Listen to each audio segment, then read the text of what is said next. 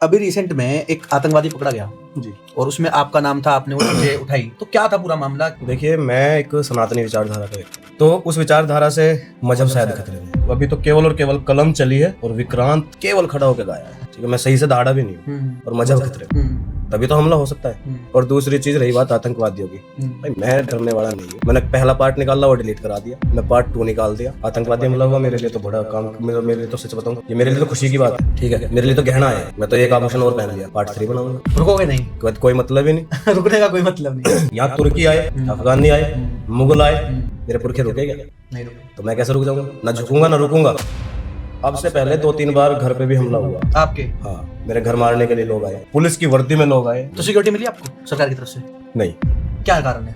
हाँ, ये बड़ा अच्छा सवाल है। छतरी है ना? मिल क्यों नहीं गए? हाँ, मैं बताता हूँ ना, मिल क्यों नहीं जी गए? भाई। क्योंकि इस सरकार ने, यहाँ के इस लोकतंत्र ने आज तक हमसे लिया ही तो है। पहले हमारी रियासतें ली, है ना, फिर जमीनें ले ली, फिर हमारा राजपाट करने का जो राज चलाने की क्षत्रिय नीति थी, फिर हमसे वो छीन ली गई।